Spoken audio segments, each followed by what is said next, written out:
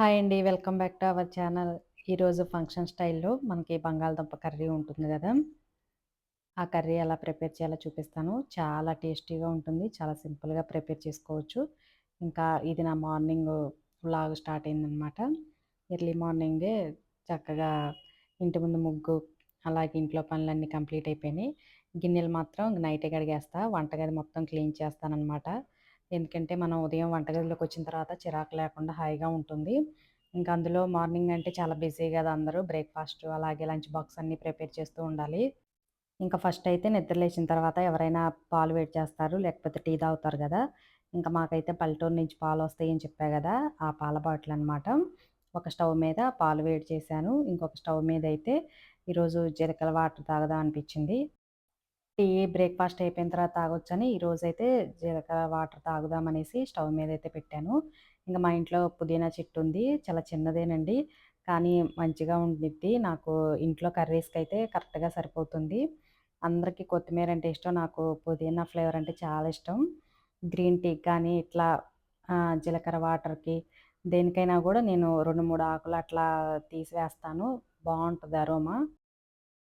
అలాగే ఒక 10 నిమిషాల ముందు సబ్జా గింజలుంటాయి గదా! అవి నానబెట్టేస్తే 10 నిమిషాల్లో చక్కగా నానిపోతాయి. ఇంకా దాంట్లో ఆ వాటరను, అలాగే 2 పుదీనా ఆకులు వేశాను. లెమను, హనీ ఏమీ వేయలేదు. కాస్త ఉదయం అట్లా వేడివేడిగా తీసుకుంటే చాలా ఫ్రెష్‌గా అనిపిచ్చిద్ది గదా! ఇక్కడైతే స్ప్రౌట్స్ ఉన్నాయండి. చాలా ఉన్నాయి పెసలు. ఇంకా ఈరోజు దోస కానీ, అలాగే గారెలు గానీ ప్రిపేర్ చేద్దామనుకున్నాను. ప్రదీప్ అయితే గారెలు వేయమని చెప్పాడు. ఆ స్ప్రౌట్స్‌తోనే మిక్సీ వేసి ఇంక దాంట్లో జీలకర్ర, అల్లం, కరివేపాకు, పచ్చిమిర్చి అన్నీ వేసేసాను. తక్కువ ఆయిల్ పీల్చిందండి. ఎందుకంటే కొద్దిగా కూడా వాటర్ లేకుండా అలా స్ప్రౌట్స్ వచ్చిన మొలకలతోనే గారెలు ప్రిపేర్ చేశాను. చాలా టేస్టీగా ఉంటాయి. ఎప్పుడు చేయకపోతే ఒకసారి మీరు కూడా ట్రై చేయండి. సింపుల్‌గా చేసేసుకోవచ్చు. ఇక్కడ చూడండి, నిన్న నైటే నానబెట్టేసాను పల్లీలు, అలాగే రాజ్మా. ఇవి ఎక్కువ గంటలు నానాలి కదా! ముందు రోజు నైటే నానబెట్టుకోవాలి. లేకపోతే అసలు ఉడకవనమాట. చాలా హార్డ్‌గా ఉంటాయి.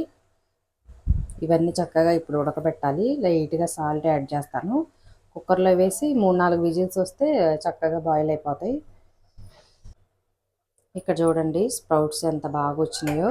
స్ప్రౌట్స్ కనుక ఇలా వచ్చినాయంటే భలే హ్యాపీగా అనిపించిద్ది.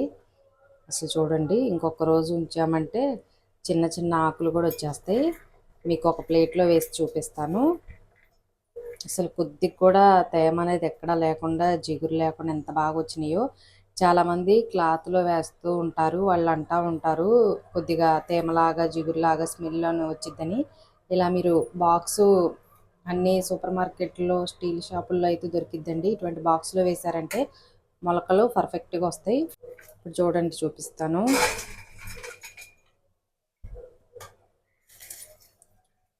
ఎంత బాగా వచ్చినాయి చూడండి.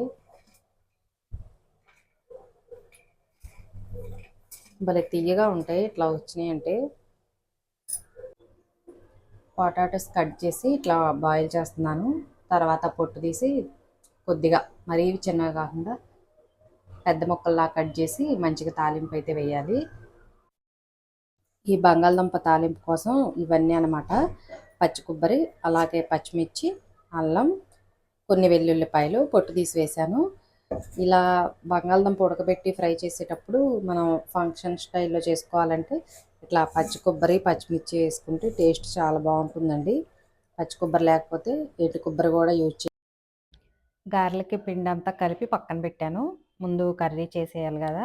ఇంకా అప్పటికప్పుడు వేసేస్తే వేడివేడిగా తింటారు. ఇక్కడైతే బంగాళదుంప కర్రీ చేస్తున్నా. చాలామంది చిన్న పిల్లలు ఉన్నవాళ్ళైతే సన్నగా కట్ చేసి బాగా ఫ్రై చేస్తే ఇష్టపడతారు. మా ఇంట్లో ఎక్కువ టమాటా వేసి చేస్తాను. లేకపోతే ఇట్లా బాయిల్ చేసి పచ్చిమిర్చి వేసి చేస్తాను. కలర్‌ఫుల్‌గా ఉంటుంది. అలాగే టేస్ట్ కూడా బావుండిద్ది. ఎందుకంటే ఎక్కువ పచ్చి కొబ్బరి వేసామంటే టేస్ట్ మాత్రం వేరే లెవెల్‌లో ఉండిద్ది. కుక్కర్‌లో వేస్తే 2 విజిల్స్‌కి బాగా ఉడికిపోతాయి. ఒక్కోసారి బాగా మెత్తగా అయిపోతాయని విడిగా స్టవ్ మీద పెట్టేసాను గిన్నెలో. ఈ కర్రీ ఇలా చేశారంటే ఈవినింగ్ వరకు కూడా చాలా బావుంటది. పూర్తిగా చల్లారిపోయినా కూడా టేస్ట్ మాత్రం అస్సలు మారదు. కాకపోతే ఎక్కువ పచ్చి కొబ్బరి ఉంటే బావుంటుందండి. మా చిన్నప్పుడైతే చిన్న రోలు ఉండిద్ది గదా! దాంట్లో ఎక్కువ వెల్లుల్లిపాయి, పచ్చిమిర్చి, కొబ్బరి బాగా దంచి వేసేవాళ్ళు అప్పటికప్పుడు. ఈ కొత్తిమీర ఇవి లేకపోయినా కూడా టేస్ట్ మాత్రం చాలా బాగుండేది. ఈ కర్రీ అయితే చాలామంది ఇష్టపడరండి. పిల్లలైతే చెప్పా గదా! బాగా ఫ్రై చేస్తే ఇష్టపడతారు. ఇంకా పెద్దవాళ్ళకైతే ఈ కర్రీ చాలా ఇష్టంగా తింటారు. చాలా సింపుల్‌గా చేసేసుకోవచ్చు. ఉదయం చాలా హడావుడిగా ఉన్నప్పుడు ఈ కర్రీ చేశారంటే సింపుల్‌గా అయిపోద్ది. టేస్టీగా కూడా ఉంటుంది.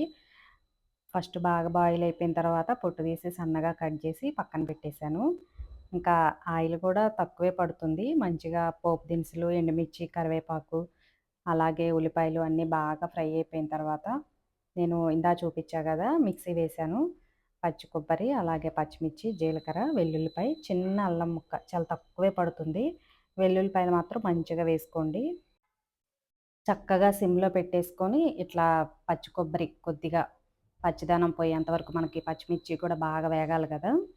అదంతా బాగా వేగిపోయిన తర్వాత ఇంకా రెడ్ చిల్లీ పౌడర్ అస్సలు యూజ్ చేయకుండా పచ్చిమిర్చియే సరిపోతుంది మనకి. ఇది బాగా ఫ్రై అయిపోయిన తర్వాత లైట్‌గా పసుపు, అలాగే కొద్దిగా సాల్ట్ వేశాను. మళ్ళా మనం పొటాటోస్ వేసినప్పుడు లైట్‌గా సాల్ట్ యాడ్ చేసుకోవచ్చు. మనకి పచ్చిమిర్చి అవన్నీ మంచిగా ఫ్రై అయిపోయిన తర్వాత లాస్ట్‌లో ఈ బంగాళదుంపలైతే వేశాను. ఇవి బాగా సాఫ్ట్‌గా ఉడికిపోయినాయి కాబట్టి లైట్‌గా ఫ్రై చేయాలి. సిమ్‌లో పెట్టేసి కొద్దిగా ఫ్రై చేసేస్తే మనకి ఆ పచ్చిమిర్చి, కొబ్బరి ఆ ముక్కలకైతే పడుతుంది. కొంచెం స్పైసీగా ఉంటే బావుంటుంది. పచ్చిమిర్చి కొంచెం ఎక్కువే వేసుకోవాలి. ఇప్పుడు మాకు దొరికే పచ్చిమిర్చి అయితే అస్సలు మంట ఉండట్లేదండి. నేనైతే ఎక్కువే వేశాను. జస్ట్ అట్లా సిమ్‌లో పెట్టేసి ఒక 5, 6 నిమిషాల తర్వాత టేస్ట్ చూసి నేనైతే సాల్టు ఫస్ట్ తక్కువ వేశా కదా! ఇంకొద్దిగా వేశాను. ఇప్పుడైతే కరెక్ట్‌గా సరిపోయింది.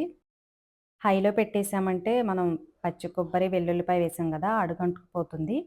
అందుకోసమే సిమ్‌లో పెట్టేసి ఒక 5, 6 నిమిషాలు అలా ఉంచేసి జస్ట్ అట్లా మధ్యలో 1, 2 సార్లు కలిపామంటే చాలా టేస్టీగా ఉండే బంగాళదుంప కర్రీ అయితే రెడీ అయిపోయింది. ఈరోజు నేను లంచ్ బాక్స్‌కి అయితే ఇది ప్రిపేర్ చేశాను. చాలా షార్ట్ వీడియో అండి. నచ్చితే లైక్ చేయండి.